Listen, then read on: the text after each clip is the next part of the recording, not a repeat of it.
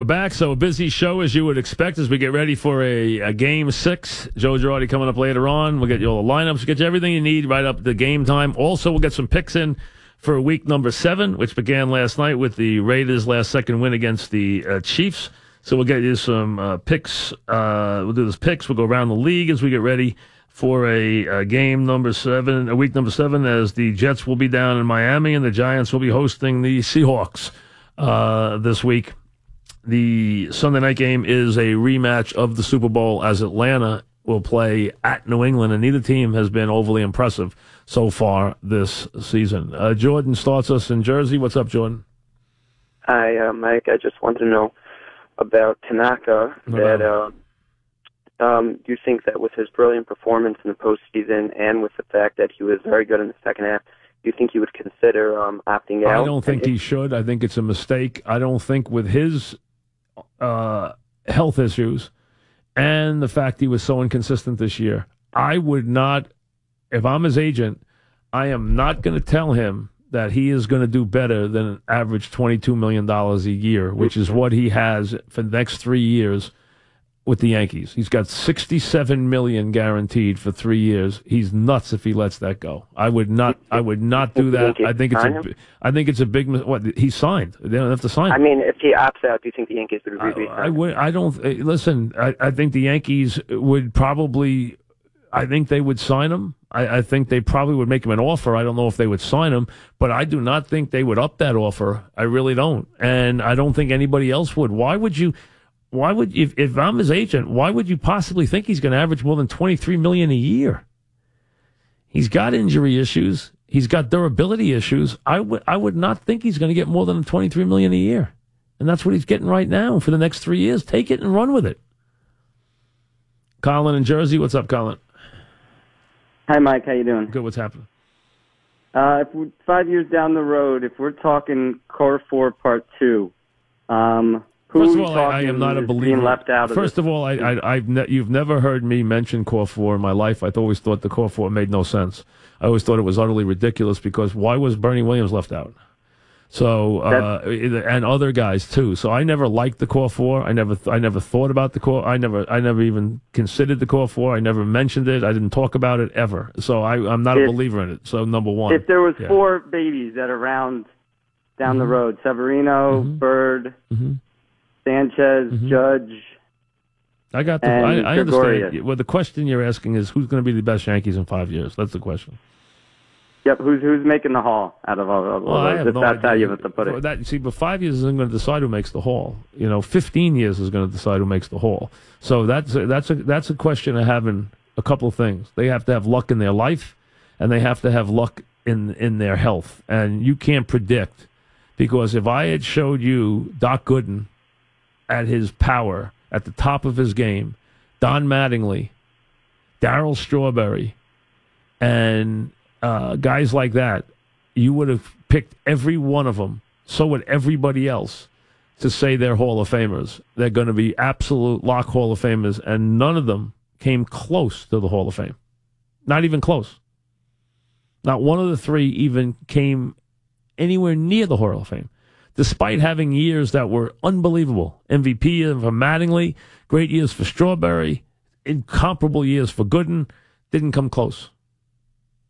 Health, drugs, issues. So the idea that you can predict who's going to make the Hall after 1 or 2 years is impossible. As far as who's going to be good, I mean, I think it's pretty obvious which guys you're going to pick. Now let's see if they come through. Someone also might pick Gleyber Torres into that group because he's supposed to be that talented. No one's going to put any pitches and pick them because they're too risky to be that durable.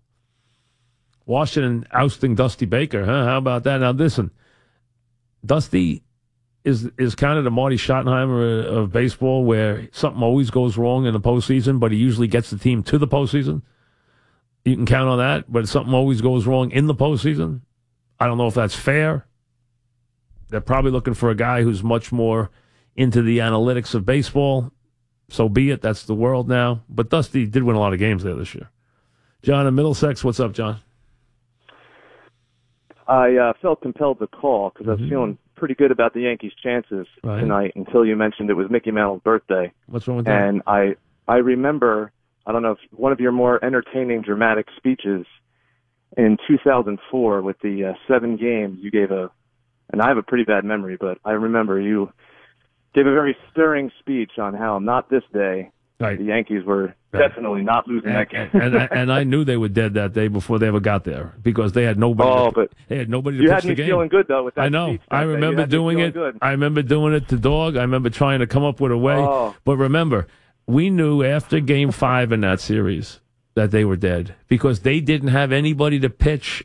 They were not set up for Game 6 matchup against Schilling, and they had nobody to pitch Game 7. And the idea idea that Game 7, was just a complete mishmash, and that was a helpless. Ghost, I thought you summoned the ghost. I tried to with that speech. I tried to, and you're absolutely right about that day. You know that because we tried to summon.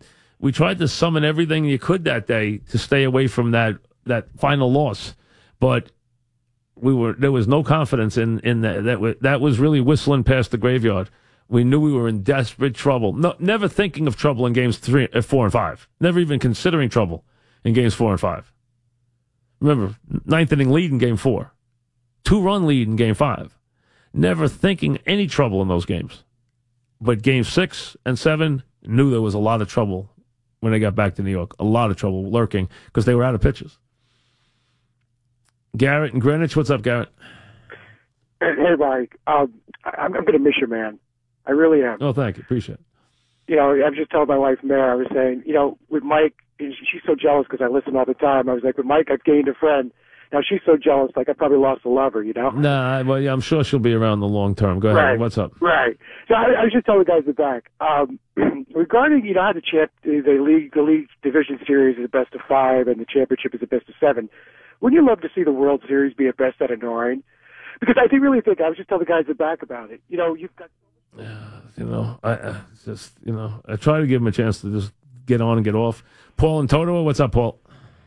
Hey, Mike, thanks for taking the call. What's happening? No Knicks talk today? Just kidding. Hey, we could do a little. You can have 30 seconds. Go ahead. No, I'm kidding, Mike. Hey, listen, man, as Yanks fans, we'd love to, send you off with a World Series victory. But, we understand first things first. My point is, it's going to be tough. They got to win. If they don't win tonight, it comes down to that Game 7 on the road, and, Houston's a good team. But if the Yanks do get through, like you had mentioned in your monologue, I think just the fact of who they beat to get to the World Series gives them, I think, like an advantage over the Dodgers. Listen, I think they have a great chance.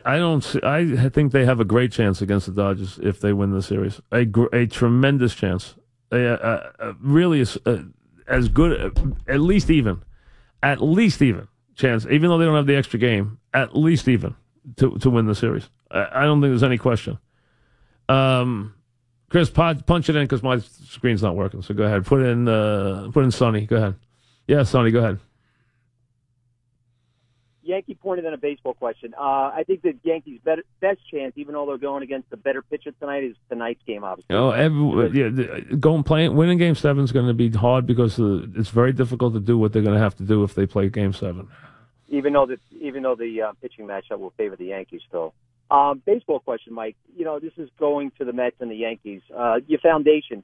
Would you rather build your foundation around pitching or positional players? And still rather build it around pitching, even with the problems they've had.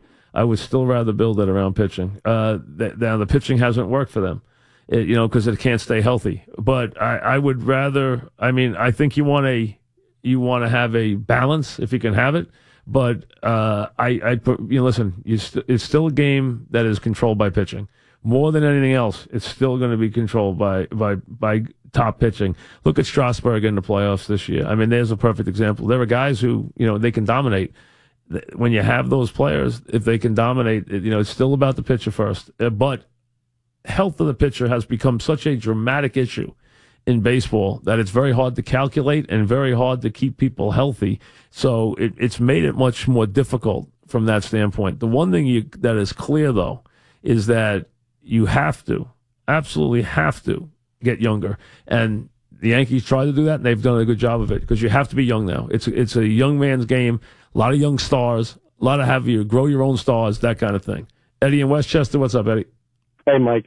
On the Yanks, would you rather see them come out aggressive on the bats and jump on the ball, or take the pitcher deep?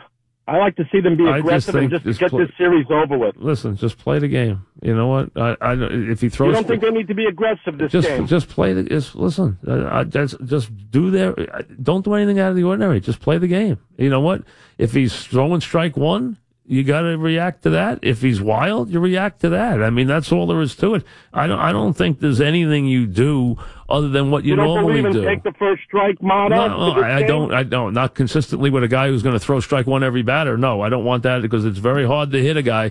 If he's going to be 0-1 on every hitter, it's going to get a lot of outs. So, no, I am not going to let him start with a strike on every batter. No, I am not going to let anybody do that, especially a pitcher of that magnitude. So, no, if he's throwing strike one, you got to react to that and be aggressive with the first pitch. You just react to how he's pitching. That's all you can do.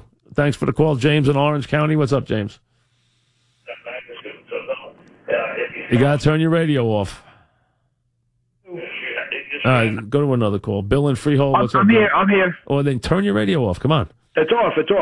Go ahead. Go ahead. Let's go. This is George. Oh, come on. Back after this.